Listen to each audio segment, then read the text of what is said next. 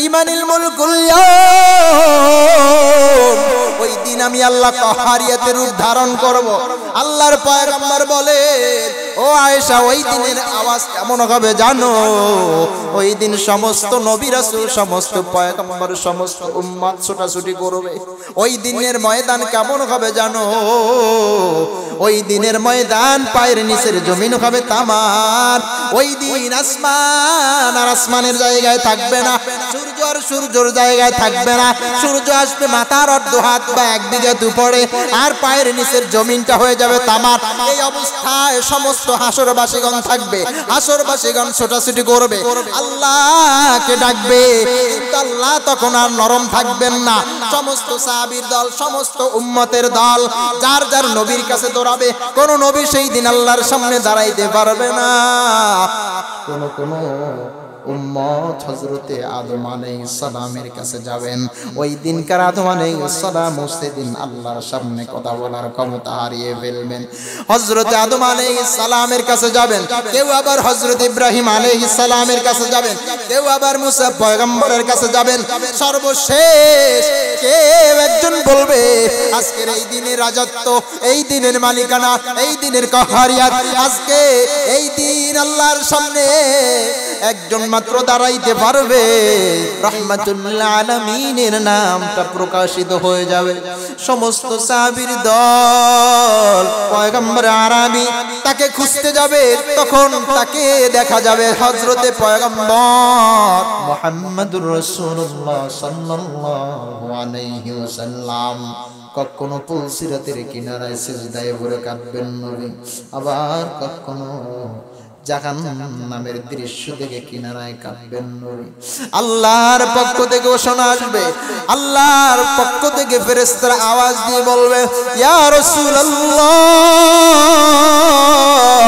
ও পয়গম্বর, আল্লাহর বার্তা এসেছে। দুনিয়ায় আপনাকে কম কাঁদানো হয় নাই, সুতরাং আজকের দিনে আপনার চোখে আমার আল্লাহ পানি দেখতে চান না। আজকের দিনে আপনার চোখে আল্লাহ পানি দেখতে চান না। আপনার মাথাটা জাগান, আর আপনি কেন কান্না করেন আল্লাহ জানতে চান। কিতাবে আসছে সেই দিনের ভয়াবহতা এতটা কঠোর হয়ে যাবে, আল্লাহর নবীর চোখে পানি।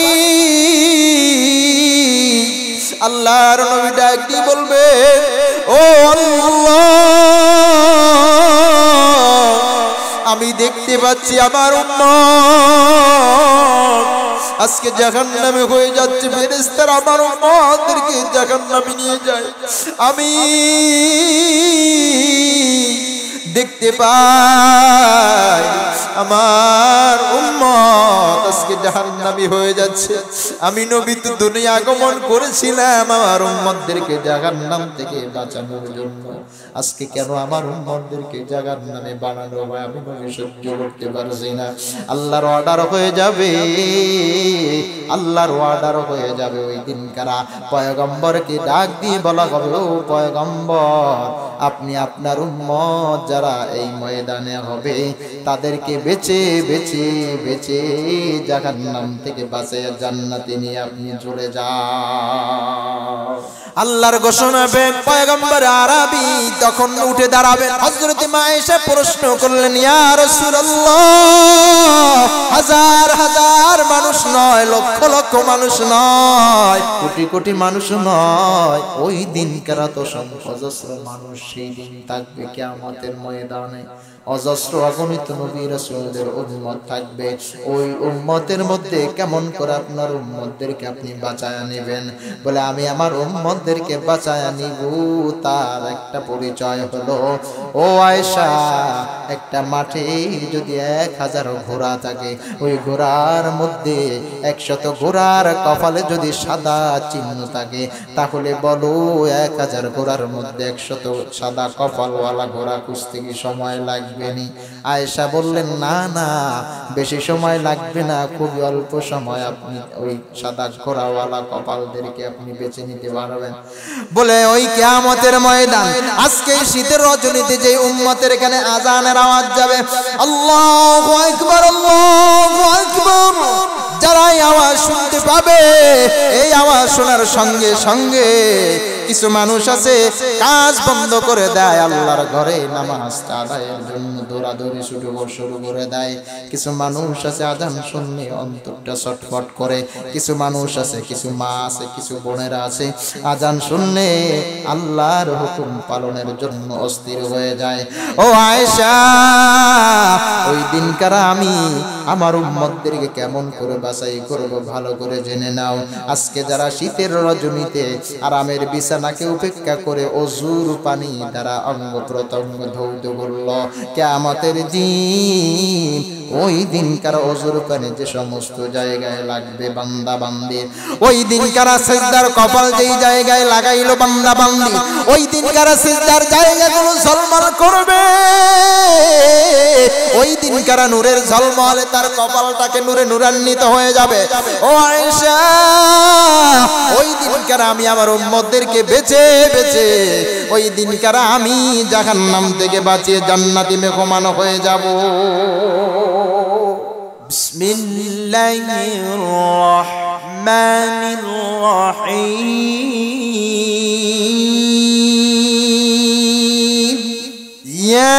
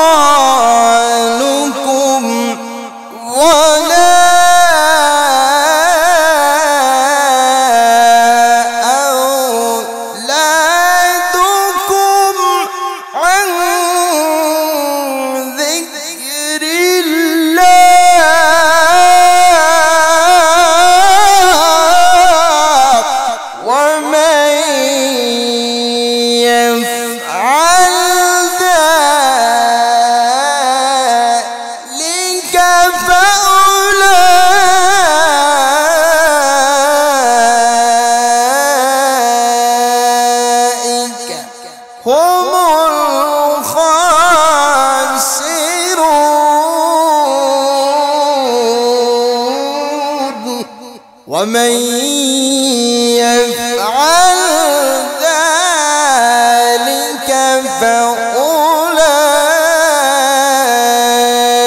فأولئك هم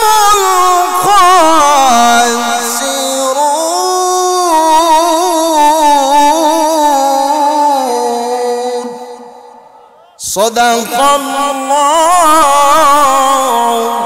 العظيم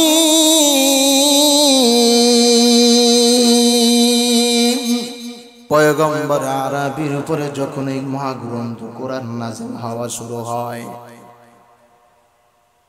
পয়গম্বর আরবী এই কোরআন নাযিল হওয়ার পরে পয়গম্বর আরবী এই কোরআন তিনি পাওয়ার পরে কোরআনের তেলাওয়াত শুরু করে দিলেন।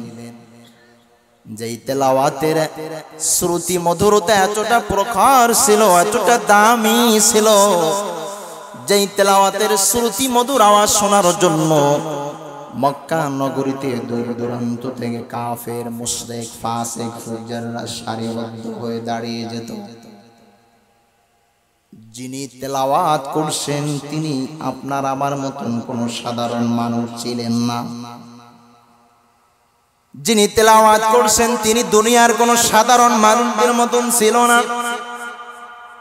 তার চরিত্র, তার কার্যাবলী, তার নীতি, তার নৈতিকতা, তার সমস্ত দিক বিবেচনা করলে লক্ষ্য করে দেখতে পাই, লক্ষ্য করে আমরা যেটা জানলাম পাইলাম রিসার্চ করে, স্বয়ং আল্লাহ রাব্বুল আলামিন যাকে রাহমাতুল লিল আলামিনের উপাধি দিয়েছেন, ঠিক কিনা?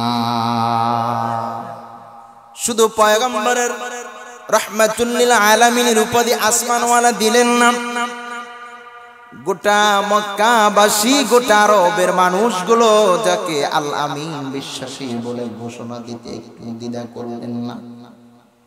তানার উপরে কোরআন নাজিল হয় আর তিনি তার জবান থেকে কোরআন তেলাওয়াত করেন। চিন্তা করে নবীর তেলাওয়াত কতটা শ্রুতি মধুর হতে পারে। সুবহানাল্লাহ বলতে পারেন। আল্লাহ বললেন, ইয়া আইয়ুহাল্লাযীনা আমানু লা তুলহিকুম আমওয়ালুকুম ওয়ালা। আমি আল্লাহ জমিনে শ্রেষ্ঠত্ব দান করেছি যাদের, তাদের মধ্যে একটা জাতি আমি আল্লাহ বানাইলাম। উম্মতে মুহাম্মাদের পরিচয় দিয়ে জমিনে তাদেরকে আমি আল্লাহ ছেড়ে দিলাম। এই উম্মতি মুহাম্মাদের মধ্যে আমি আল্লাহ ঈমানওয়ালা বানাইলাম যেই জাতিকে, আমি আল্লাহ এদেরকে এই আয়াতে সম্বোধন করে বললাম, লা তুলহিকুম আমওয়ালুকুম, ও ঈমানদারের দল, আমি আল্লাহ তোমাদের মাঝে দুইটা সম্পদ আমি আল্লাহ দান করলাম। কয়টা সম্পদ? একটু আওয়াজ দিয়ে বলতে হবে। সবাই আওয়াজ দেয় না। কয়টা সম্পদ দিলেন আল্লাহ? আল্লাহ দুইটা সম্পদ আমাদেরকে দান করেছেন। কোরআনের ভাষায় 1 নম্বর সম্পদ হলো সন্তান, আর 1 নম্বর সম্পদ হলো দুনিয়ার ধন সম্পদ, টাকা। এক কথায় যদি আল্লাহর কোরআনের এই আয়াতের ব্যাখ্যা বিশ্লেষণ আমরা করতে যাই, বুঝতে চাই, তাহলে সহজ কথায় মুফাসসিরিনগণ বলেন 1 নম্বর সম্পদ আল্লাহ আমাদেরকে দান করেছেন, আর 2 নম্বর হলো সন্তান। এই জমিনে যাদের সম্পদ আছে তারা চিন্তা করে একটা সন্তানের মালিকানা কবে পাবো, আছে না নাই? আওয়াজ দেয় না। যাদের সন্তান আছে তারা চিন্তা করে একটু সম্পদের মালিকানা কবে নিতে পারবো। ও দুনিয়ার মানুষ, আল্লাহর কোরআনের আয়াতের সঙ্গে আপনার আমার জীবনের কতটা মিল একটু চেষ্টা করে খুঁজে নেওয়ার। বান্দার চরিত্রের মধ্যে 2টা সম্পদ বড় দামি, দুটোটাই বড় নেয়ামত। এই জমিনে কেউ 2টার একটা পাইলো, কেউ 2টার দুটোটাই দুটোটাই পাইলো না, কেউ বাবার দুটোটাই পাইলো। আল্লাহ জমিনে কাউকে সম্পদের মালিকানা বানাইছেন, কিন্তু সন্তান দেয় নাই, আছে না নাই? যারা আওয়াজ দেয় না কোরআনের কথা হয়তো এরা বুঝে না। এই জমিন আল্লাহ যাদেরকে সম্পদ দিলেন, এদের মধ্যে কিছু মানুষ আছে সন্তান পায় নাই। যারা সন্তান পায় নাই তারা চিন্তা করে, আল্লাহ আমাদের একটা সন্তান দেন, একটা সন্তান বিহীন আমার জায়গা জমিনের মালিকানা কে নিবে? বলে আমার বিদায়ের পর আমার সন্তান আমার নাই, এজন্যই আমার বিটা মাটিতে কোনো ঘর উঠবে না, আর একজনে দখল করে নিবে, আছে না না? সম্পদ দামি আল্লাহর কাছে, আমাদের কাছেও দামি। এই সম্পদের মালিকানা নেওয়ার পর এই দুনিয়ার কিছু মানুষ আছে সম্পদ পেয়ে আমার আল্লাহকে ভুলে যায়, সম্পদ পেয়ে আল্লাহ রাসূলকে আলাদা করে দেয়। আবার কিছু মানুষ আছে এই দুনিয়ায় সম্পদ পেয়ে আমার আল্লাহকে কখনো ভোলে না, আরো বেশি করে স্মরণ করে, আছে না না? পয়গম্বর আরবীর জীবনের দিকে যদি আমরা লক্ষ্য করে দেখি, পয়গম্বর আরবীর প্রত্যেকটা সাহাবীর জীবনে যদি লক্ষ্য করি, প্রত্যেকটা সাহাবী কোটি কোটি টাকার সম্পদের মালিকানা ছিলেন। ঈমান আনার পূর্বে, ইসলাম আনার পূর্বে তারা কোটি কোটি টাকার সম্পদের মালিকানা নিয়েছিলেন। যখন ঈমান আনয়ন করলো, সঙ্গে সঙ্গে কেউ ঘর বাড়ি ভিটা মাটি ছেড়ে নবীর কদমে হাজির হয়ে গেলেন। আবার কেউ বা নিজের 2 হাত দিয়া নিজের সম্পদ 2 হাতে বিলীন করে দান করে দিলেন, আছে না না? এ কথাগুলো কি আপনাদের বিশ্বাস হয়? সম্পদ পাইলেন, এই সম্পদের সঠিক ব্যবহার করার নিয়মও জানায়া দিলেন কে? আরো আসতে বলেন, কে দিলেন? আল্লাহ দিলেন। সম্পদের মালিকানা একটা সময় আমি ছিলাম না, আপনি ছিলেন। আজকে আপনার একটা নাম হয়েছে, আপনার একটা জায়গা হয়েছে, আপনার একটা পরিচয় হয়েছে, আপনার একটা জমিন হয়েছে।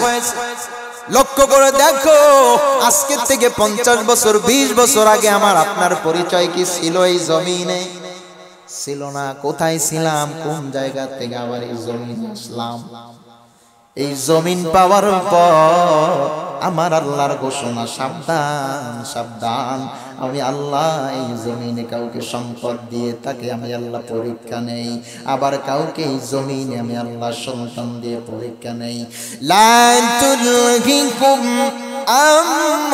আমওয়ালুকুম ওয়ালা আওলাদুকুম আন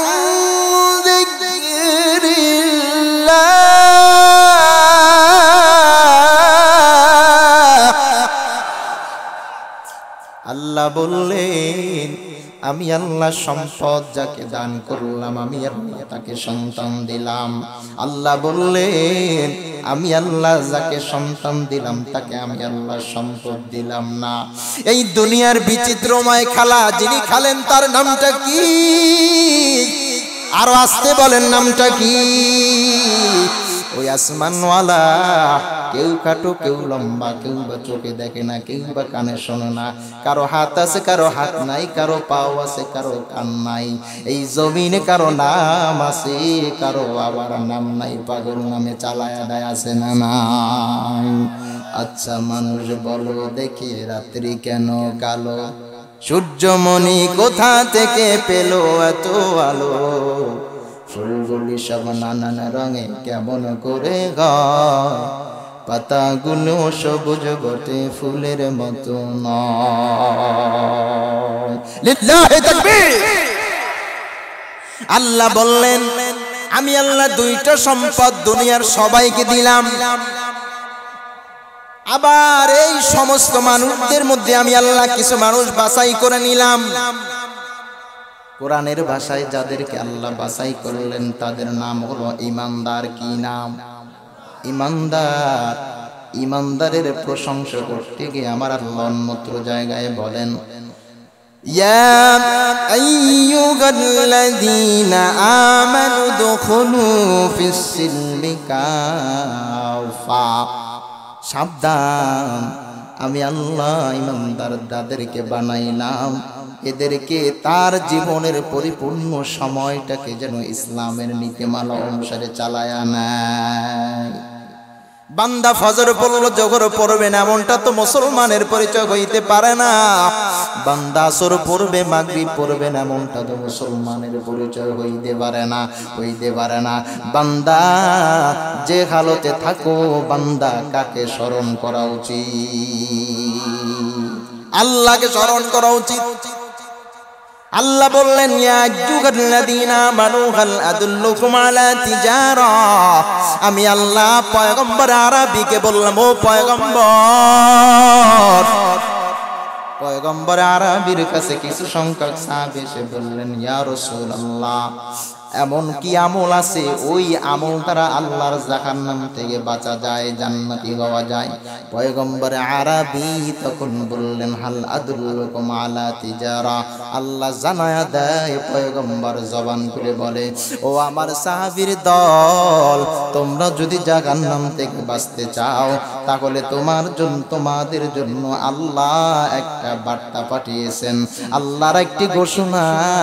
তোমরা যদি জাহান্নাম থেকে বাঁচতে চাও, জাহান্নামের শাস্তি থেকে বেঁচে যাইতে চাও, তাহলে আল্লাহ তোমাদের সঙ্গে একটা ব্যবসায়িক লেনদেন করতে চান। এই ব্যবসায়িক লেনদেনের মধ্য দিয়ে যদি তোমরা বাস্তবায়ন করে নাও তোমাদের নিজের জীবন, পারিবারিক, সামাজিক, রাজনৈতিক, অর্থনৈতিক, রাষ্ট্রীয়, আন্তর্জাতিক জীবন, তাহলে তোমাদের গোটা জীবন জাহান্নাম থেকে বেঁচে যাবেন। সুবহানাল্লাহ বলেন। সাহাবারা প্রশ্ন করলেন, পয়গম্বর আর একটু ভালো করে বলে দেন, কি সেই আমল বা কি সেই ব্যবসা? এই দুনিয়ার মানুষ সব থেকে ব্যবসা ভালো জানে, ব্যবসা ভালো বোঝে। আমার আল্লাহ ব্যবসা শব্দটাকে ব্যবহার কেন করলেন? মুফাসসিরিনগণ বলেন, এই ব্যবসাটা হলো দুনিয়ার মানুষ ভালো বোঝে। বলে কিভাবে? দুনিয়ার মানুষ যদি ব্যবসা করতে যায় টাকা দরকার, টাকা ছাড়া কোনো মানুষ ব্যবসায় নামতে পারে? আওয়াজ দিয়ে বলেন। আমি যে মূল আয়াতটি তেলাওয়াত করেছি ওই আয়াত থেকে এই আয়াতে কেন আসলাম আপনাদের একটু সময় দিলে আমি বুঝাইতে পারবো। এর জন্য একটু ভালো করে খেয়াল করবেন, আওয়াজ দিবেন।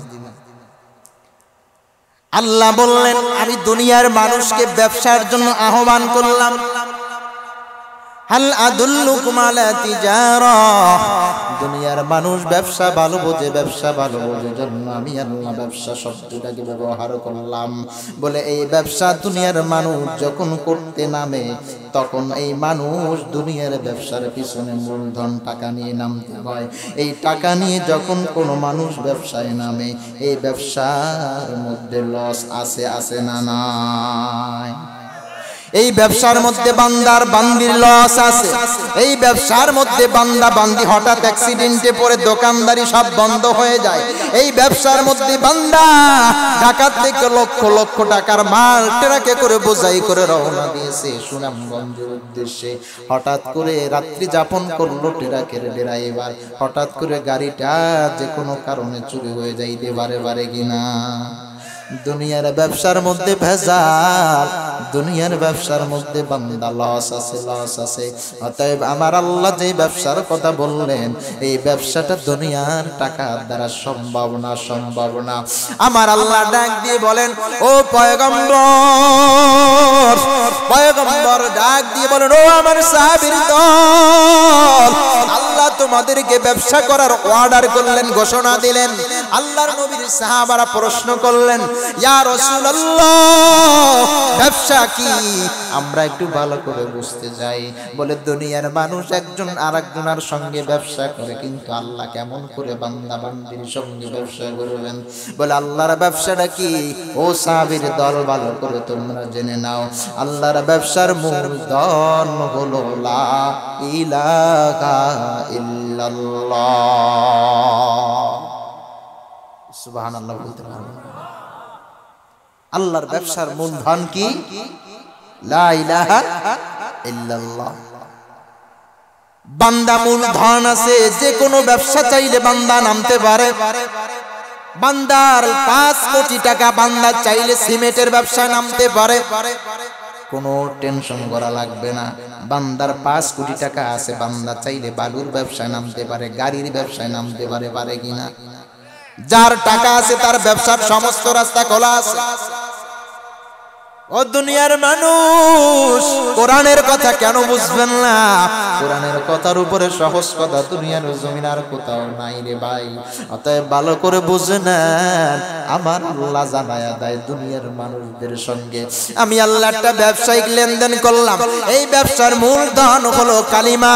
এই ব্যবসার মূলধন কি? একটু আওয়াজ দিয়ে বলেন লা ইলাহা ইল্লাল্লাহ। কালিমা লা ইলাহা, নেই কোনো মাবুদ আল্লাহ ছাড়া। এই আওয়াজটা যখন কোনো বান্দা দিবে, কোনো বান্দি দিবে, সঙ্গে সঙ্গে সে আল্লাহর পক্ষ থেকে মূলধন জমা করে নিল। একটু সুবহানাল্লাহ বলে। অন্তরে যার কালিমা বসে গেল, এই অন্তর থেকে বান্দা যখন জবান করে আল্লাহু আকবারের আওয়াজ দেয়, সওয়াব আছে না নাই? বান্দা কালিমার ভালোবাসা অন্তরে বসায় নিল, বান্দা 5,000 টাকা দিছে, সওয়াব আছে না নাই? বান্দার কালিমা অন্তরে বসায় নিল, বান্দা টুপি পরলো, সওয়াব আছে না নাই? এত আস্তে কেন বলেন? একটু জোরে বলেন। বান্দা কালিমা অন্তরে বসায় নিল, বান্দার শরীরে পাঞ্জাবি ঢুকায়া দিল, সওয়াব আছে না নাই? বান্দা কালেমার সাইনবোর্ড গলায় ঝুলাইয়া দিল, বান্দা যে অবস্থায় থাকুক না কোন ওই অবস্থায় ভালো কাজ যখনই করবে সওয়াব আছে না না? এই ব্যবসার মূলধন হলো কালেমা। এই কালেমা যার অন্তরে কোরআনের ভাষায় তাকে বলা হয় ইমানদার। এই কালেমা যার অন্তরে কোরআনের ভাষায় তাকে বলা হয় মুত্তাকিন। এই কালেমা যার অন্তরে কোরআনের ভাষায় তাকে বলা হয় মুমিন। এই কালেমা যার অন্তরে তাকে আমরা সাধারণত বলি মুসলমানের সন্তান আছে না নাই? মুসলমানের বাচ্চা হইলে মুখারামির কাজ করে বলে কি বলি না? বলে। সুতরাং ভালো করে বুঝুন মুসলমানের পরিচয়টা কিভাবে দিতে হয়, কিভাবে রাখতে হয়। আল্লাহ বললেন আমি আল্লাহ ব্যবসার জন্য আমি আল্লাহ মূলধন জানায় দিলাম। ও পয়গম্বর সাহাবাদেরকে ডাক দিয়ে বলেন ও আমার সাহাবীর দল, জাহান্নাম থেকে যদি বাঁচতে চাও তাহলে এই কালেমার দাবিদার তোমরা ঘোষণা দিয়ে দাও। এই কালেমা হলো তোমার মূলধন। এই কালেমা যার অন্তরে একবার বসে যাবে, এই অন্তর কশিন কালেও আল্লাহর নামটা বলতে পারে। বলতে পারে? কথা বলেন। কালেমা যার অন্তরে, তার অন্তরে কোরআনের মহব্বত কি ভুলে থাকা যাবে? যাবে না। কালেমা যার অন্তরে, তাফসীর মাহফিল, ওয়াজের ময়দান, এই জায়গা থেকে সে কি কখনো উঠে যাইতে পারে? এটা আওয়াজ দিয়ে বলেন। কালিমার মহব্বত যার অন্তরে, আল্লাহর সঙ্গে যার ব্যবসা চলতেছে, ঘটতেছে, প্রতিনিয়ত চলতেছে, প্রবাহমান, এই ব্যবসাকে বন্ধ করে দিয়ে যারা এই ময়দান থেকে চলে গেছে, আল্লাহ এদেরকে হেদায়েত দিক, বুঝ দিক। সবাই বলে আমিন। সাবধান, দুনিয়ার ব্যবসা আমরা ভালো বুঝি বলে কারণ কি? দুনিয়ার ব্যবসায় আমরা নগদ লাভটা দেখতে পাই। বান্দা দুনিয়ার ব্যবসায় নগদ লাভটা দেখে নিজের চোখ ধারা, এই জন্যই ব্যবসা সহজে ছাড়ে না। লস খেয়েছে আবার ব্যবসায় নেমেছে, লস খেয়েছে আবার টাকা উঠিয়েছে, লস খেয়েছে আবার উদ্ধার করে ব্যবসাকে প্রবাহমান চালায় দিয়েছে। আছে না নাই? ও বান্দা, এই কোরআনের মাহফিলের ময়দান সব দিনে হবে না। আজকে আছে, কালকে থাকবে না, আবার এমন আছে একটা বছর পর। ও ভাই, তুমি আগার একটা বছর পরে জমিন আসতে পারবা কি পারবা না একটু চিন্তা করা দরকার ছিল ওঠার আগে। ঠিক কিনা? আজ আছি তো কালকে নাই, নিঃশ্বাসের কোনো বিশ্বাস নাই। দামে দামে দম ফুরালো, দামে দামে দম ফুরালো, সেদিকে কারো ভাবনা নাই। আজ আছি তো কালকে নাই, নিঃশ্বাসের কোনো বিশ্বাস নাই। আজকের ঘটনা সবাই ভালো করে জানেন। মুনতাহা নামে ছোট একটা শিশু, নাবালেগ বাচ্চা, 7 দিন ধরে নিখোঁজ। আপনাদের এই সিলেটের ঘটনা, এই সিলেটের মধ্যে এই ঘটনাটা ঘটছে, নেটের ভিতরে তোলপাড় হয়ে যাচ্ছে। ছোট একটা বাচ্চা 7 দিন নিখোঁজের পরে আজকে বাচ্চাটিকে লাশের পরিচয় মিডিয়ার সামনে হাজির। সমাজটা কতটা জাহিলি যুগের ন্যায় হয়ে গেছে, সমাজটা কত নিকৃষ্ট হয়ে গেছে আজকে। বলে সমস্ত কিছুর পিছনে দায়ী আল্লাহর সাথে সম্পর্ক, সমস্ত কিছুর পিছনে দায়ী কোরআনের সাথে সম্পর্ক নাই, সমস্ত কিছুর জন্য পিছনে দায়ী ইসলামী আন্দোলনের সঙ্গে সম্পর্ক নাই, সমস্ত কিছুর সঙ্গে একটা জায়গায় আমাদের দুর্বল। সেই দুর্বলতা হলো বান্দা তার জায়গা থেকে সরে আসছে, ইসলাম ছেড়েছে, কোরআন ছেড়েছে, মুসলমানের চরিত্র থেকে আলাদা হয়ে যাওয়া, এইটাই মূল কারণ। কথা বলেন ঠিক কিনা? এজন্যই ভালো করে বুঝবেন আল্লাহর কোরআনের আয়াত, আমানু, ঈমানদার। কে ঈমানদার? যে বুঝেছে লা ইলাহা ইল্লাল্লাহ। কে ঈমানদার? যে বুঝেছে আল্লাহর সঙ্গে ব্যবসাটা কেমন। আল্লাহর সঙ্গে ব্যবসাটা যার ভালো, তার ঈমানটা তত তাজা। আল্লাহর সঙ্গে ব্যবসাটা যার ভালো, তার আল্লাহর নামটা বেশি বেশি তার জবানে আছে। আল্লাহর সঙ্গে ব্যবসার সম্পর্ক যার ভালো, ওই সন্তানের হাত থেকে কখনো বাবা মা কষ্ট পায় না। আল্লাহর সঙ্গে সম্পর্ক যার ভালো, ওই বাবার কাছ থেকে সন্তানের হক কখনো নষ্ট হয় না। জন্যই আল্লাহ বললেন লা তুলহিকুম, আমি আল্লাহ জমিনে ইমানদার পাঠাইলাম, ইমানদার বানাইলাম। এদেরকে আমি আল্লাহ একটা জিনিস দান করলাম, সেই জিনিসটা হলো ব্যবসা। আর এই ব্যবসাটার মূল সম্পদ হলো লা ইলাহা ইল্লাল্লাহ। বান্দা তুমি কাজে গেছো, সাবধান, অন্যের জমি ঠেলে তোমার জমিন তুমি বাড়াইতে পারো না। যদি তুমি বাড়াইতে যাও তাহলে লা ইলাহা ইল্লাল্লাহর সঙ্গে তুমি অবমাননা করলা। যদি তোমার সম্পদ যদি কমাইতে যাও, আল্লাহর লা ইলাহা ইল্লাল্লাহর সঙ্গে তুমি অবমাননা করলা। আল্লাহ ইনসাফ কায়েম করেছে, ইনসাফের মানদণ্ডে তোমার জমিন আইলটাকে লক্ষ্য করে সোজা রাখা উচিত, ঠিক কিনা? বান্দা, এই জমিনে এমন অনেক ভাই আছে, অনেক বোন আছে, ভাই বোনের সম্পদ মেরে এখনো খায় আছে না নাই? বান্দা তুমি লা ইলাহা ইল্লাল্লাহর সাইনবোর্ড গলায় লাগাইলা, আল্লাহর সঙ্গে ব্যবসার লেনদেনের খাতা চালু করে দিলা, ব্যবসার ব্যবস্থাপনা জারি রাখলা। বান্দা কেমনে তোমার বোনের সম্পদ মেরে খাও, বান্দা কেমনে তোমার ভাইয়ের সম্পদ মেরে খাও, বান্দা কি করে স্ত্রীর হক নষ্ট করো, বান্দা কি করে তোমার জন্মদাতা বাবা মার সঙ্গে বেয়াদবি করো। সাবধান সাবধান, চোখের শাটার যেই দিন বন্ধ হয়ে যাবে বান্দা, সেই দিন দেখতে পারবা ব্যবসা তোমার কতটা লাভবান হয়েছে তুমি আল্লাহর সঙ্গে, ঠিক কিনা? আল্লাহ বললেন ইয়াউমা লা ইয়ানফাউ মালুন ওয়ালা বানুন। এই দুনিয়ায় যারা সম্পদওয়ালা হইল, সম্পদের সঠিক ব্যবহার না করার কারণে কিয়ামতের দিন ওই সমস্ত মানুষ বিপদগ্রস্ত হয়ে যাবে। কিয়ামতের দিন ওই সমস্ত মানুষ আল্লাহর আযাবে পাকড়াও হয়ে যাবে। পয়গম্বর আরবীর কাছে সাহাবারা প্রশ্ন করলেন, ইয়া রাসূলুল্লাহ, ও পয়গম্বর, কিয়ামতের দিন কারা পাকড়াও হবে একটু ভালো করে আমাদেরকে জানায়া দেন। পয়গম্বর ডাক দিয়ে বলেন, ইয়াউমা লা ইয়ানফাউ মালুন ওয়ালা বানুন। ওই দিন কারা যারা সম্পদওয়ালা ছিল জমিনে, দুনিয়ার জমিনে যারা অঢেল সম্পদ লক্ষ কোটি কোটি টাকার মালিকানা ছিল, এই মালিকানা নেওয়ার পর সম্পদের সঠিক ব্যবহার না করার কারণে কিয়ামতের দিন তারা পাকড়াও হয়ে যাবে। ময়দান কায়েম হয়ে যাবে, সমস্ত মানুষগুলো হাজির হয়ে যাবে। আল্লাহর নবী বলেন দুইটা প্রশ্ন, পাঁচটা প্রশ্নের মধ্যে দুইটা প্রশ্ন, বান্দা সম্পদ কিভাবে উপার্জন করলা, বান্দা কিভাবে সম্পদকে ব্যয় করেছো, এই দুইটা প্রশ্নের জবাব যতক্ষণ বান্দা না দিবে ততক্ষণ পর্যন্ত বান্দা এক ইঞ্চি জায়গায় পরিমাণ লড়তে পারবে। জবান খুলে বলেন, পারবে না। ইয়াউমা লা ইয়ানফাউ মালুন ওয়ালা বানুন। ভালো করে বুঝুন না, সম্পদশালী যারা হয়েছেন সম্পদের হিসাবটা আপনাকে কিভাবে আল্লাহ আপনার কাছ থেকে নেবে। আজকে মসজিদ উন্নয়ন, মাদ্রাসা উন্নয়ন, সামনে ভিক্ষুক হাত বাড়ায়, বাবা অসুস্থ হয় ওষুধ নাই, মা অসুস্থ হয় ওষুধ নাই, অথচ সন্তান অসুস্থ হলে সন্তানকে সুনামগঞ্জ না, সন্তানকে সিলেটের হসপিটালে নিতে হলো বাবা রাজি আছে না না। অপরদিকে মা ওষুধ নাই, খাইতে পারে না, ঘুমাইতে পারে না, এ সন্তান ওই মায়ের ওষুধের ব্যবস্থা সন্তান করে না, সন্তান তার কলিজার টুকরা সন্তানের ওষুধের ব্যবস্থা করতে সন্তান চলে যায় সিলেটে, আছে না না।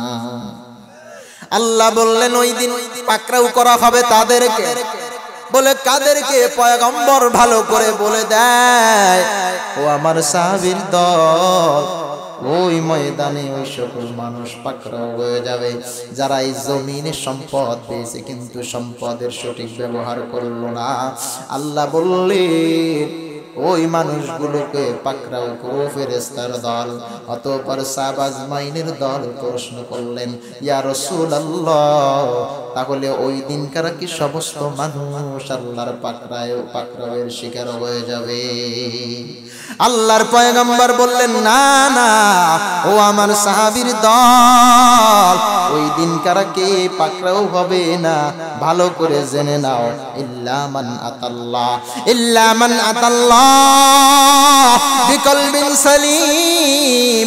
ওই দিনকার কলবে সালিম নিয়ে যারা হাজির হয়ে যাবে, ওই দিনকার কলবে সালিমের উত্তরসূরি যারা হবে, ওই মানুষগুলো সেই দিন বেঁচে যাবে, ওই মানুষগুলো সেই দিন বেঁচে যাবে। সাহাবারা প্রশ্ন করলেন, ইয়া রাসূলুল্লাহ, কলবে সালিম আবার কাকে বলে একটু ভালো করে বোঝাইয়া দেন। বলে কলবে সালিম হলো ওই সমস্ত মানুষ যাদের অন্তরে লা ইলাহা ইল্লাল্লাহর মহব্বত জায়গা নিয়েছে। কলবে সালিম হলো ওই সমস্ত মানুষ যাদের অন্তরে ঈমান নামক সম্পদ বীজ বপন করা হয়েছে। কলবে সালিম কারা? যাদের অন্তরে আজানের আওয়াজ শুনলে পরে মসজিদ এসে জামাতের নামাজে শরীক হয়ে যায়। ও আমার সাহাবীর দল, কলবে সালিম কারা ভালো করে বুঝে নাও। কলবে সালিমের পরিচয় হলো যাদের অন্তরে আল্লাহর মহব্বত। কলবে সালিম কারা? যাদের অন্তরে রাসূলের মহব্বত। কলবে সালিম কারা? যাদের চরিত্রে 5 ওয়াক্ত নামাজ। কলবে সালিম কারা? যাদের মাথায় টুপি, মুখে দাড়ি। কলবে সালিম কারা? যাদের চরিত্রের মধ্যে রাসূলের আদর্শ। কলবে সালিম কারা? উদখুলু ফিস সিলমি কাফা। তাদের গোটা জীবনে, গোটা চরিত্রের মধ্যে, গোটা পরিবারের মধ্যে, গোটা সমাজের মধ্যে আল্লাহর ইসলামকে বেশি করে প্রাধান্য দেয়। লা ইলাহা ইল্লাল্লাহর হাকিকত বুঝে বুঝে তারপরে বান্দা কদম চলে, বান্দা কদম ফেলায়, বান্দা কাজে যাবে, আজান হয়েছে, কাজটা বন্ধ করে নামাজের জন্য মসজিদে রওনা হয়েছে।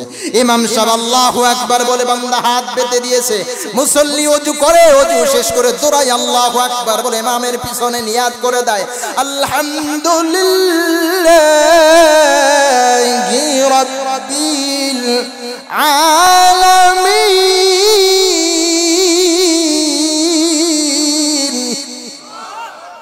সমস্ত প্রশংসা কার? বলে আল্লাহর প্রশংসা কেন করব? ওই যে আল্লাহ রাসূল বললেন কলবে সালিম যারা, তাদের অন্তরে আল্লাহর নামের প্রশংসা। কলবে সালিম কারা জানো? এক কথায় নিজের সম্পদ আল্লাহ যা দিয়েছেন, এই সম্পদের একটা অংশ আল্লাহর দ্বীনের কাজ মাদ্রাসায় ব্যয় করে, আছে না না? এই ময়দানে তো কম মানুষ ছিল না।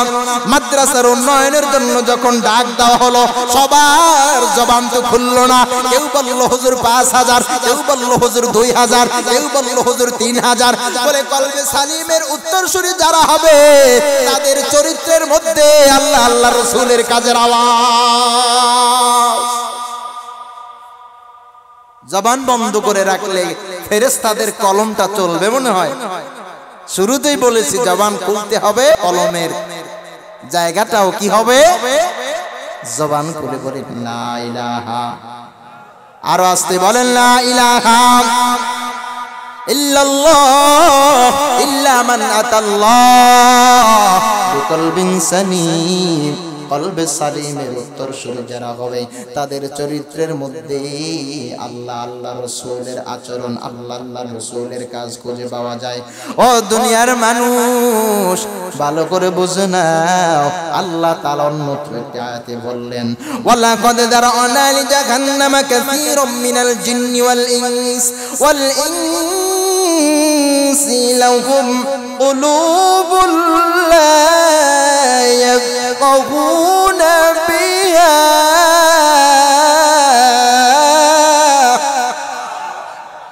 আল্লাহ বললেন, আমি আল্লাহ জাহান্নামে দুই শ্রেণীর সৃষ্টি দেব। এক শ্রেণীর হলো জিন্নাত, আর এক শ্রেণীর হলো ইনসান। বলে এই দুই শ্রেণীর হিসাব নিকাশ বড় কঠিন হয়ে যাবে, বড় কঠিন হয়ে যাবে। বলে আল্লাহ তাআলা অন্যত্র জায়গায় বললেন, ইন্নাস সামআ ওয়াল বাসার ওয়াল ফুআদ। এই যে মানুষের দুইখানা হাত দেখা যায়, এই যে মানুষের দুইখানা কান দেখা যায়, এই যে দুইখানা চোখ দেখা যায়, এই যে দুইটা পাও দেখা যায়, প্রত্যেকটা অঙ্গ প্রত্যঙ্গ কিয়ামতের দিন, ওই দিনকার আল্লাহর কাছে জবান খুলে দেওয়া হবে, মুখের শাটার বন্ধ করে দেওয়া হবে। আজকে যে বান্দারা টাকা গুনে গুনে আল্লাহর ঘরের জন্য দেয়, ওই ঘরের জন্য যে আঙ্গুলি দিয়ে হাত দিয়ে টাকাটা দিল, এই হাতটা কাল কিয়ামতের ময়দানে সাক্ষী হয়ে যাবে কার সামনে? আরো আসতে বলেন কার সামনে? এই কোরআনের ময়দান কায়েমের পিছনে যারা অক্লান্ত পরিশ্রম করেছে, পাও দ্বারা হেঁটে হেঁটে মানুষের কাছে গিয়েছে, এই পাও সেই দিন আল্লাহর সামনে সাক্ষীর জায়গায় দাঁড়িয়ে যাবে কি যাবে না? এই ময়দান কায়েমের পিছনে যারা বুদ্ধি দিয়েছে, পরামর্শ দিয়েছে, সময় দিয়ে সর্বশেষ সহযোগিতা করে, আল্লাহর আদালতে সবার সেই দিন দাঁড়াইতে হবে কি হবে না? যারা চলে গেছে তাদেরও তো হবে কি হবে না? এজন্যই বুঝতে হবে, আল্লাহ সম্পদ দিলেন দুইটা, একটা হলো সন্তান, আর একটা হলো সম্পদ। এই দুইটা জিনিসের সঠিক ব্যবহার করবা। কিভাবে করবা ভালো করে জানো। আল্লাহ বললেন, লা তুলহিকুম আমওয়ালুকুম ওয়ালা আওলাদুকুম আন যিকরিল্লাহ। কেউ সন্তান পেয়ে আল্লাহকে সিজদা দিয়ে আল্লাহর শুকরিয়া আদায় করে, ও আল্লাহ, এই জমিনে কত মায়ের সন্তান নাই, কত জায়গায় দৌড়ায়, কত বাবার দরবারে বাবার মাজারে গিয়ে কান্নাকাটি করে, কত কিছু করে, তাবিজ লয়, পানি ভরা লয়, কত তেল ভরা, কত কিছু লয়। বলে কারণ কি জানো? একটা সন্তান যাতে তার গর্ভের মধ্যে আমার আল্লাহ দান করে, আছে না না?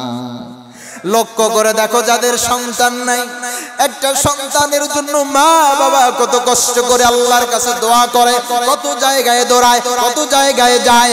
বলে সর্বশেষ ফলাফল আল্লাহ কাউকে দেয়, কাউকে দেয় না। বলে আল্লাহ যাকে দিল অবশ্যই তার উচিত আনজিক্রিল্লাহ, আল্লাহর স্মরণ করা। আল্লাহর স্মরণ যারা করবে, আল্লাহর শুকরিয়া যে করবে, ওই সন্তানের মধ্যে কোরআনের ইলম ঢুকবে কি ঢুকবে না? যেই পিতামাতা সন্তান পাইল, আল্লাহর শুকরিয়া আদায় করলো না, বান্দার সন্তান আল্লাহর কোরআন শিখতে পারবে কিনা একটু চিন্তা করা দরকার, আছে না না? বাবা আজকে মারা গেছে, মসজিদের ইমাম সাহেব হাজির হয়ে গেছে জানাজার নামাজ। আব্দুর রহিম মারা গেল, তার সন্তানটা কই? তার কি দুনিয়ায় কোনো সন্তান ছিল না?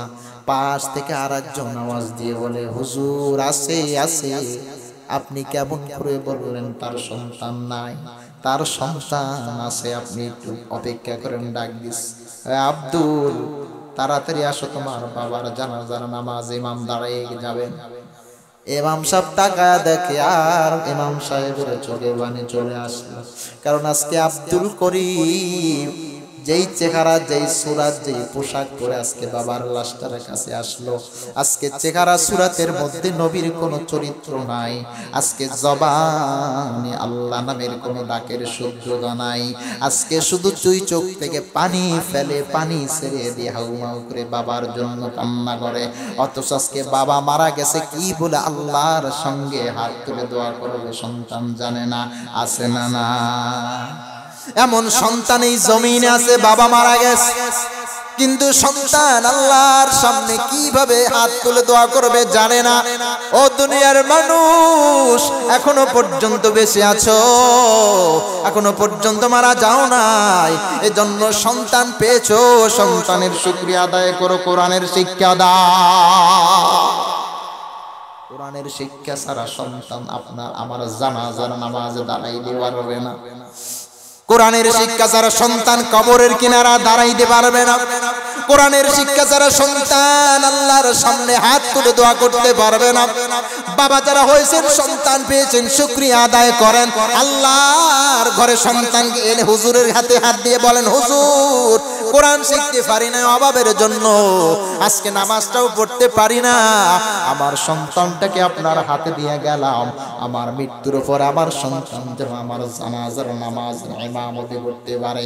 ওরে ভাই, এই সন্তান যদি আজকে হুজুরের হাতে হাত মিলায়া যদি সন্তানকে দিয়ে যাইতে পারো, এই সন্তান যে মাদ্রাসায় আলিফের পরিচয় পেয়ে আল্লাহর পরিচয় নিয়ে নেবে, এই সন্তান বার শিখে বার পরিচয় বাইতুল্লাহ চিনে নেবে, এই সন্তান আলিফ থেকে ইয়া পর্যন্ত হরফগুলো যখন পড়বে আল্লাহর পরিচয় পাইবে কি পাইবে না? একটু আওয়াজ দিয়ে বলে। এই যারা আওয়াজ দেয় না এরা কি মুসলমান না? আর কিছুটা আওয়াজ দিয়ে বলেন। আলিফের শিক্ষা যখন সন্তান পায়, আলিফে কে? আরো জোরে বলেন, আলিফে কে? আল্লাহ, দয়ার আল্লাহ। আল্লাহ বলে যখন বান্দা ডাক দেয়, আমার আল্লাহ বান্দার ডাকটা ভালো করে খেয়াল করে না। বান্দা বিপদে পড়েছে, আল্লাহ বলে ডাক দিয়েছে, আল্লাহ তাকায়া বান্দার বিষয়টা পর্যবেক্ষণ করে। বান্দা তুমি ডেইলি একটা বারো ডাকো না, তারপর আল্লাহ তোমার দিকে অপেক্ষা করে চেয়ে থাকেন, বান্দা কখন আমাকে একটু ডাক দিবে। বান্দা আল্লাহকে ভুলে গেছে, বান্দা যাতে আল্লাহকে ভুলে না যায়, এজন্য বান্দাকে প্রতিদিন 5টা বার মসজিদের মাইকের আজানের মধ্য দিয়ে সতর্ক করা হয়, ও বান্দা আমি আল্লাহর ঘরটা পড়ে আছি, আজানের মধ্যে তোমাকে সংকেত দেওয়া হয়, আমি আল্লাহ তোমাকে খাওয়াইলাম, করাইলাম, বাঁচাইলাম, দুনিয়ার জমিনে চলাফেরা শিখাইলাম। আজকে আমি আল্লাহকে ভুলে গেলাম, আমি আল্লাহকে যারা ভুলে গেছো সাবধান সাবধান, এই দুনিয়ার জিন্দেগি শেষ হওয়ার সঙ্গে সঙ্গে আবার আমি আল্লাহকে প্রয়োজন হবে কি হবে না? আরো আসতে বলেন, হবে। ইয়াউমা লা ইয়ানফাউ মাল ওয়ালা বানুন, ওই দিন কারা বিপদগ্রস্ত হয়ে যাবা, বলে কে হবা?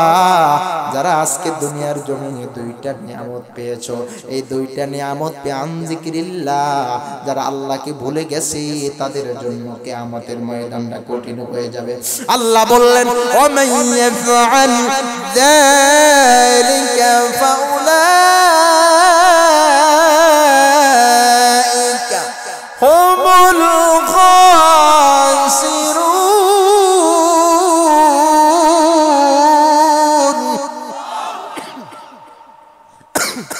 আল্লাহ বললেন সন্তান পেয়েছো, শুকরিয়া আদায় করো না বান্দা, তুমি তো জানো না যাদের সন্তান দেই নাই তারা কত আফসোস করে। বান্দা শুকরিয়া আদায় করো, আন যিকরিল্লাহ আমি আল্লাহকে স্মরণ করো।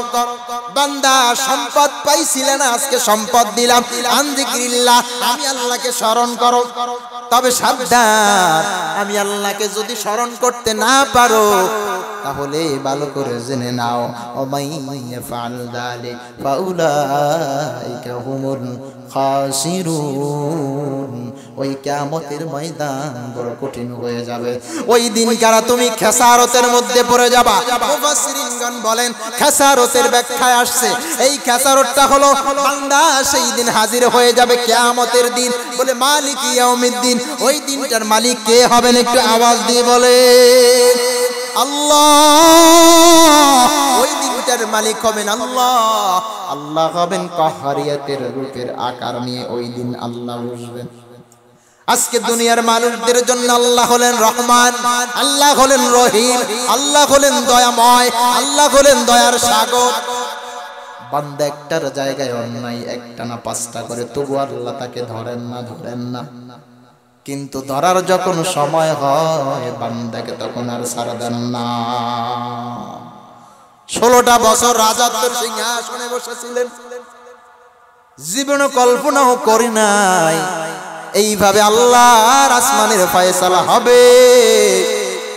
ফয়সালাটা এমন ভাবে হয়েছে সাধারণ মানুষ থেকে একজন কুলি মজুরি দিন মজুরি পরিশ্রমী মানুষও হাসে। ঘটছে কি ঘটছে না? ওই আল্লাহ আজও আছে যে আল্লাহ মুসা পয়গম্বরকে নীল নদ থেকে ওপার নিয়েছিলেন,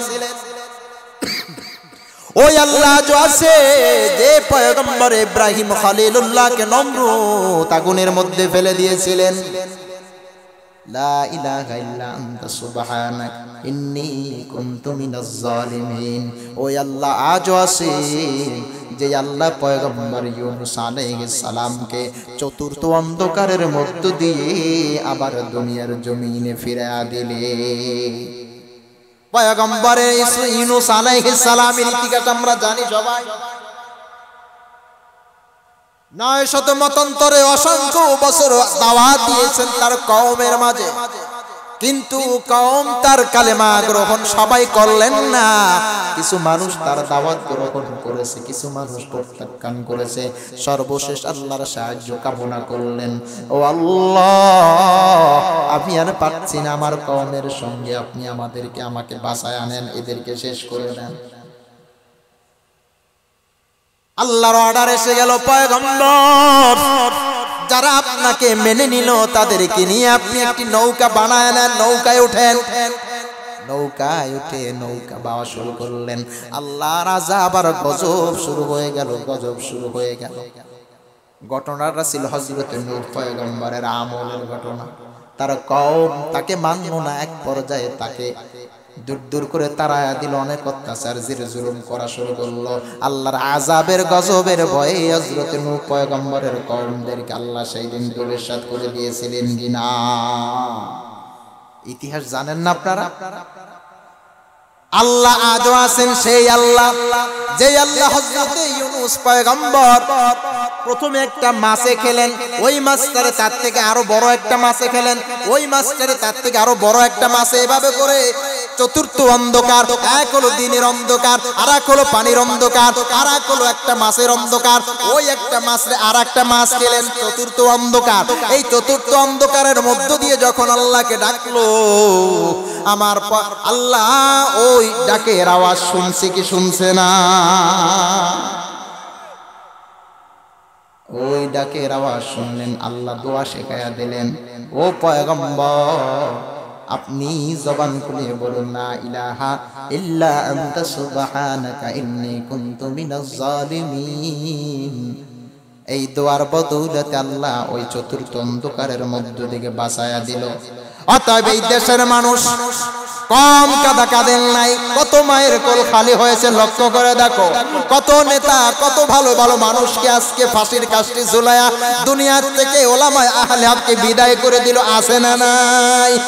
2013 সালের ঘটনা, শাপলা চত্বরে এই দেশের আলেম ওলামাদেরকে কিভাবে শেষ করা হয়েছে। আজকে এই দৃশ্য দেখে কোন স্বাভাবিক মুসলমান চোখের বাণী রাখতে পারে না। মানুষ জুলুম করতেছে, তার একটা জায়গা আছে, ওই জায়গা যখন যায় তখন আর সে জুলুমকারী থাকতে পারে না, আল্লাহর গজব নিপতিত হয়।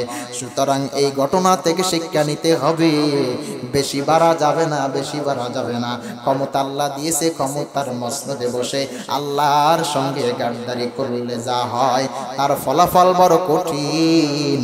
অতএব এই ঘটনা থেকে শিক্ষা নেওয়া উচিত। আমরা যারা জমিনে আছি, আজকে এক ওয়াক্ত নামাজ সারি অন্তরে ভয় আসে না, 2 ওয়াক্ত 3 ওয়াক্ত 5 ওয়াক্ত, এমনকি একটা সপ্তাহ চলে যায়। গত জুমায় মুসল্লি মসজিদে এসেছে, এই জুমায় মসজিদে মুসল্লি এসেছে, অথচ মাঝখানে 6 দিন মুসল্লির সঙ্গে মসজিদের কোনো সম্পর্ক ছিল না, এমন মুসল্লি এই এলাকায় আছে না নাই? আছে। সাবধান, মন চায় আল্লাহকে মানলাম, মন চাইল না আল্লাহকে মানলাম না। এই আল্লাহ এইভাবে যদি আপনি আমি মানি, তাহলে আল্লাহ আপনার আমার উপরে এই দয়ার নজর আজীবন করবেন না। আল্লাহ বললেন মালিক ইয়াউমিদ্দিন, ওই দিনের মালিক আমি আল্লাহ হব। ওই দিন আমি আল্লাহর নরম থাকবো না, ওই দিন আমি আল্লাহ রহমান থাকবো না, ওই দিন আমি আল্লাহ লিমানিল মুলকুল ইয়াউম, ওই দিন আমি আল্লাহ কাহারিয়াতের রূপ ধারণ করব। আল্লাহর পয়গম্বর বলে, ও আয়েশা ওই দিনের আওয়াজ কেমন হবে জানো? ওই দিন সমস্ত নবী রাসূল, সমস্ত পয়গম্বর, সমস্ত উম্মত ছোটাছুটি করবে। ওই দিনের ময়দান কেমন হবে জানো? ওই দিনের ময়দান পায়ের নিচের জমিন হবে তামার। ওই দিন আসমান আর আসমানের জায়গায় থাকবে না, সূর্য আর সূর্যের জায়গায় থাকবে না। সূর্য আসবে মাথার অর্ধ হাত বা 1 বিঘা দুপরে, আর পায়ের নিচের জমিনটা হয়ে যাবে তামার। এই অবস্থায় সমস্ত হাসরবাসীগণ থাকবে, হাসরবাসীগণ ছোটাছুটি করবে, আল্লাহকে ডাকবে, কিন্তু আল্লাহ তখন আর নরম থাকবেন না। সমস্ত সাহাবীর দল, সমস্ত উম্মতের দল যার যার নবীর কাছে দৌড়াবে। কোন নবী সেই দিন আল্লাহর সামনে দাঁড়াইতে পারবে না।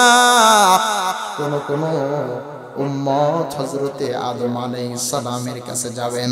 ওই দিনকার আদম আলাইহিস সালাম সেদিন আল্লাহর সামনে কথা বলার ক্ষমতা হারিয়ে ফেলবেন। হযরতে আদম আলাইহিস সালামের কাছে যাবেন, কেউ আবার হযরত ইব্রাহিম আলাইহিস সালামের কাছে যাবেন, কেউ আবার মুসা পয়গম্বরের কাছে যাবেন।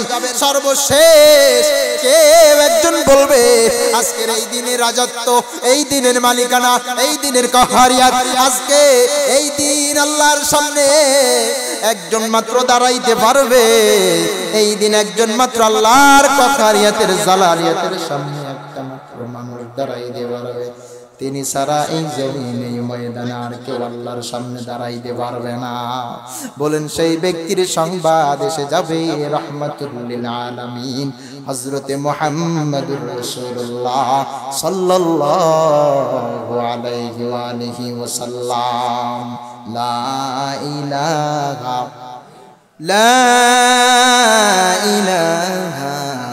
ইল্লাল্লাহু মুহাম্মাদুর রাসূলুল্লাহ। আল্লাহর কাহারিয়াতের সামনে সেই দিন রহমাতুল আলামিনের নামটা প্রকাশিত হয়ে যাবে। সমস্ত সাহাবীর দল পয়গম্বর আরবির কাছে দৌড়ে হাজির হয়ে যাবেন। সমস্ত উম্মতে মুহাম্মাদি, সমস্ত হাসরবাসীর একটা অংশ পয়গম্বর আরবি তাকে খুঁজতে যাবে। তখন তাকে দেখা যাবে হযরতে পয়গম্বর মুহাম্মদুর রাসূলুল্লাহ সাল্লাল্লাহু আলাইহি ওয়াসাল্লাম। কখনো পুলসিরাতের কিনারায় সিজদায় পড়ে কাঁদবেন নবী, আবার কখনো জাহান্নামের দৃশ্য দেখে কিনারায় কাঁদবেন নবী। আল্লাহর পক্ষ থেকে ঘোষণা আসবে, আল্লাহর পক্ষ থেকে ফেরেশতারা আওয়াজ দিয়ে বলবে, ইয়া রাসূলুল্লাহ, ও পয়গম্বর, আল্লাহর বার্তা এসেছে, দুনিয়ায় আপনাকে কম কাঁদানো হয় নাই, সুতরাং আজকের দিনে আপনার চোখে আমার আল্লাহ পানি দেখতে চান না। আজকের দিনে আপনার চোখে আল্লাহ পানি দেখতে চান না। আপনার মাথাটা জাগান, আর আপনি কেন কান্না করেন আল্লাহ জানতে চান। কিতাবে আসছে সেই দিনের ভয়াবহতা এতটা কঠোর হয়ে যাবে, আল্লাহর নবীর চোখে পানি। আল্লাহর নবী ডাক দিয়ে বলবে, ও আল্লাহ, আমি দেখতে পাচ্ছি আমার উম্মত আজকে জাহান্নামে হয়ে যাচ্ছে। ফেরেশতারা আমার উম্মতদেরকে জাহান্নামে নিয়ে যায়। আমি দেখতে পাই আমার উম্মত আজকে জাহান্নামী হয়ে যাচ্ছে। আমি নবী তো দুনিয়া আগমন করেছিলাম আমার উম্মতদেরকে জাহান্নাম থেকে বাঁচানোর জন্য। আজকে কেন আমার উম্মতদেরকে জাহান্নামে বানানো হয় আমি নবী সহ্য করতে পারছি না। আল্লাহর অর্ডার হয়ে যাবে, আল্লাহর অর্ডার হয়ে যাবে। ওই দিন কারা পয়গম্বরকে ডাক দিয়ে বলা হবে, ও পয়গম্বর, আপনি আপনার উম্মত যারা এই ময়দানে হবে তাদেরকে বেছে বেছে বেছে জাহান্নাম থেকে বাঁচিয়ে জান্নাতে নিয়ে আপনি চলে যান। আল্লাহর ঘোষণা পেয়ে পয়গম্বর আরবি তখন উঠে দাঁড়াবেন। হযরত আয়েশা প্রশ্ন করলেন, ইয়া রাসূলুল্লাহ, হাজার হাজার মানুষ নয়, লক্ষ লক্ষ মানুষ নয়, কোটি কোটি মানুষ নয়, ওই দিন কারাতো অজস্র মানুষ সেই দিন থাকবে কিয়ামতের ময়দানে। অজস্র অগণিত নবী রাসূলদের উম্মত থাকবে। ওই উম্মতের মধ্যে কেমন করে আপনার উম্মতদেরকে আপনি বাঁচায়া নেবেন? বলে, আমি আমার উম্মতদেরকে বাঁচায়া নিব, তার একটা পরিচয় হলো, ও আয়েশা, একটা মাঠে যদি 1000 ঘোড়া থাকে, ওই ঘোড়ার মধ্যে 100 ঘোড়ার কপালে যদি সাদা চিহ্ন থাকে, তাহলে বলো 1000 ঘোড়ার মধ্যে 100 সাদা কপালওয়ালা ঘোড়া খুঁজতে কি সময় লাগবে? আয়েশা বললেন, না না, বেশি সময় লাগবে না, খুবই অল্প সময় আপনি ওই সাদা ঘোড়াওয়ালা কপালদেরকে আপনি বেছে নিতে পারবেন। বলে, ওই কিয়ামতের ময়দান, আজকে শীতের রজনীতে যে উম্মতের এখানে আজানের আওয়াজ যাবে, আল্লাহু আকবার, আল্লাহু আকবার, যারা এই আওয়াজ শুনতে পাবে, এই আওয়াজ শোনার সঙ্গে সঙ্গে কিছু মানুষ আছে কাজ বন্ধ করে দেয়, আল্লাহর ঘরে নামাজ আদায়ের জন্য দৌড়াদৌড়ি শুরু করে দেয়। কিছু মানুষ আছে আজান শুনলে অন্তরটা ছটফট করে। কিছু মানুষ আছে, কিছু মা আছে, কিছু বোনেরা আছে, আজান শুনলে আল্লাহর হুকুম পালনের জন্য অস্থির হয়ে যায়। ও আয়েশা, ওই দিনকার আমি আমার উম্মতদেরকে কেমন করে বাছাই করব ভালো করে জেনে নাও।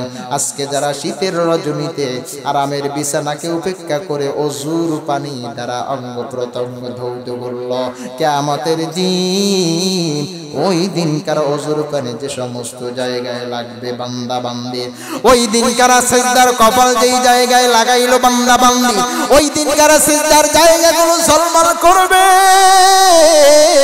ওই দিনকার নূরের ঝলমলে তার কপালটাকে নূরে নূরান্বিত হয়ে যাবে। ও আয়েশা, ওই দিনকার আমি আমার উম্মতদেরকে বেছে বেছে, ওই দিনকার আমি জাহান্নাম থেকে বাঁচিয়ে জান্নাতি মেহমান হয়ে যাব। আজকে যারা নবীর উম্মত দাবি করেন, আজকে যারা আল্লাহর লা ইলাহা ইল্লাল্লাহর মূল সম্পদের মালিকানা নিলেন, আজকে যারা সন্তান সম্পদের মালিকানা নিলেন, এই মানুষগুলো ভালো করে বুঝে নেন, ওই দিন যদি জাহান্নাম থেকে বাঁচতে হয়, ওই দিন যদি নূরের নূরান্বিত চেহারা চমকাইতে হয়, তাহলে আজকের দিনে আল্লাহর হুকুম নামাজের দরকার আছে না না? আরো আসতে বলেন, আছে না নাই? এই উন্নয়নের কাজে মাদ্রাসার কাজে সহযোগিতার দরকার আছে না নাই? এই মসজিদের উন্নয়নে, মাদ্রাসার উন্নয়নে আমার আপনার সম্পদের ব্যবহার দরকার আছে না নাই? শুধু সম্পদ দিলে চলবে না, চলবে না। আপনার ঘরে যে সন্তান আছে, সন্তানকেও এই মাদ্রাসায় দিতে হবে। রাজি আছেন তো সবাই? কারা কারা রাজি আছেন সন্তানকে কোরআনের হাফেজ বানাবো? আল্লাহ যারা হাত জাগাইল, সন্তানের পিতা যারা হয়েছে তাদেরকে তুমি কবুল করে নাও। আল্লাহ সন্তানের পিতা যারা হয়েছেন এমন সন্তান বানায় দেন যেই সন্তান কোরআনের হাফেজ হয়ে যাবে, বাবা মারা গেলে বাবার জানাজার নামাজের ইমামতি করবে। ও আল্লাহ, দাদা দাদি মারা গেছে, কবরের কিনারায় সন্তান দাঁড়ায় যাবে, নাতি সন্তান দোয়া করবে বাবার মায়ের জন্য, আর বাবা এই দৃশ্য দেখে চোখ থেকে পানি ছেড়ে আল্লাহর কাছে দোয়া করবে, আয় আল্লাহ, আমি আমার বাবার জন্য দোয়াকারী সন্তান হইতে পারলাম না, আমার সন্তানটা কোরআনের হাফেজ হওয়ার দরুন আজকে আমার বাবা আমার কবরের কিনারায় দাঁড়ায় গেল।